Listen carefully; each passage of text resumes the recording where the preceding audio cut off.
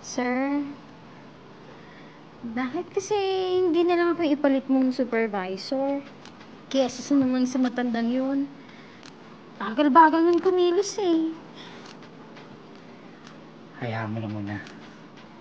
Naghahanap ako ng timing eh. Basta matapos ang buwan na to, sa'yo na ang posisyon. Talaga ba? Ang ganon. Halika dito. Ako naman may bibigyan na posisyon sa'yo. Yan ang gusto ko.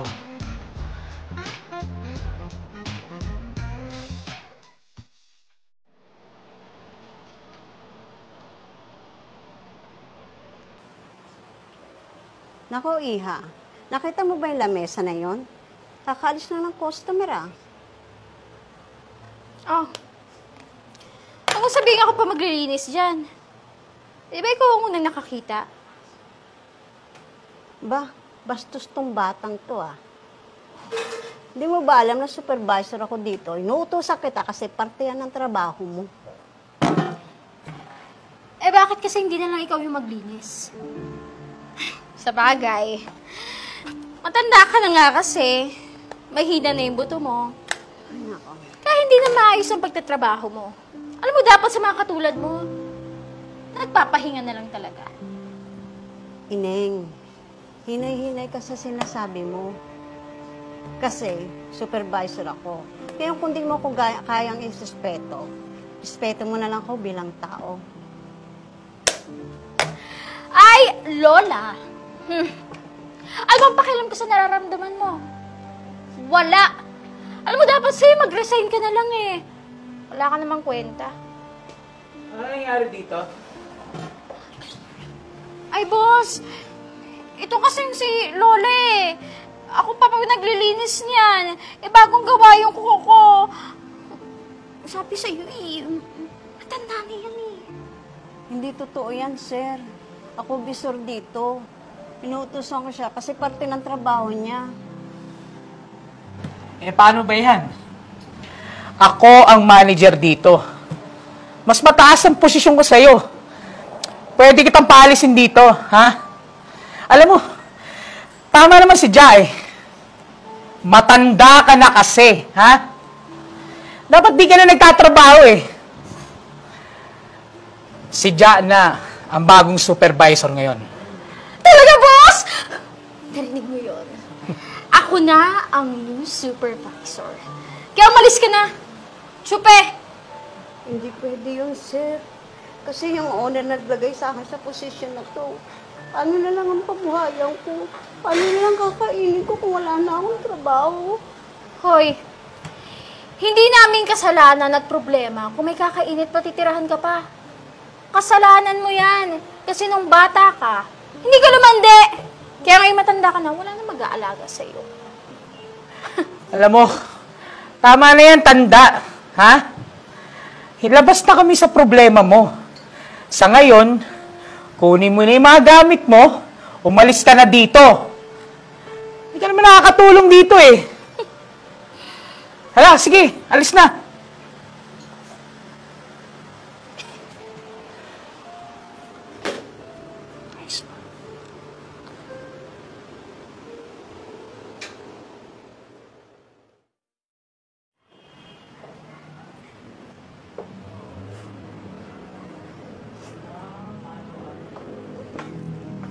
Oh, Nay Alma, saan ka pupunta? Hindi pa naman nating closing time, ah. Tsaka, hindi ka nagpaalam na aalis ka. Aalis Nay. na ako, ma'am. Kasi pinapaalis na nila ako. Last day ko na ngayon. Kasi si sir, papalit na yata si bagong waitress. Ha? Bakit? Kasi matanda na ako. Tsaka mabagal na ako magkikilos. Hindi na ako nakakatulong sa restaurant na to. Ano? Pinapaalis ka dahil lang matanda ka na? Nasaan yan si MC? Tara, puntahan natin siya, Nay.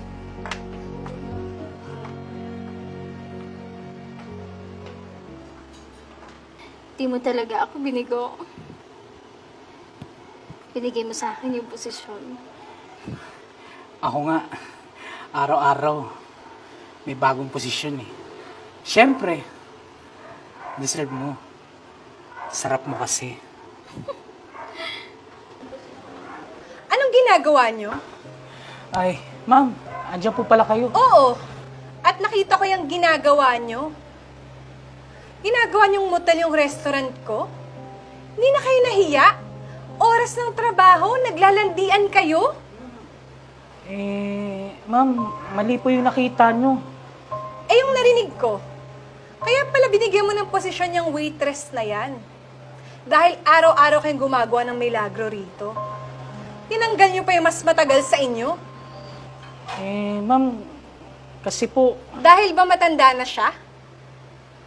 Alam nyo ba na hindi pa pumatok tong restaurant ko? Kasama ko na siya. Siya ang tumulong sa akin sa lahat. Dito na siya tumanda. Ma'am, sorry po. Hindi ko po alam. Hindi na kayo naawa. Alam nyo bang wala na siyang pamilya? Kung nanay nyo siya at gawin to sa kanya ng ibang tao, magiging masaya. Yun naman pala eh. Konting respeto naman sana. Hindi ko hahayaan na binabastos yung empleyado ko rito. Total, kayo yung walang ginawa kundi lumandi. Eh di, kayo na lang umalis. Ma'am, huwag naman po. Ma'am, huwag po. Ma'am, hindi na po mauulit. Wala po iba mapupuntahan. Eh di maghanap kayo ulit. Total, mga bata pa naman kayo, di ba? For sure, makakahanap kayo ng bagong trabaho. Malis kayo rito.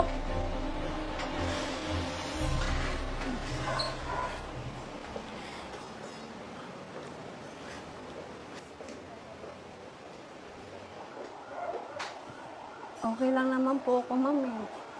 Bakit pinalis niyo pa yung dalawa? Ngayon, wala na tayong tao. Nay, kahit kailan, hindi magiging okay sa akin yung pambabastos nila sa'yo. Tsaka, yung ganong klaseng tao, hindi natin sila kawalan. Kayang-kaya natin silang palitan, Nay. Maraming salamat, Mang Camila.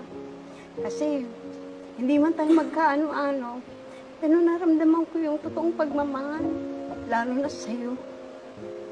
Nay, ang tawag doon, respeto. Pinalaki kasi ako ng magulang ko na may respeto sa kapwa ko. Kamag-anak ko man o hindi, Nay. Salamat, Nay. Hindi ka na. Huwag ka na umiyak. Work na tayo. Hindi ka na. Salamat, ha?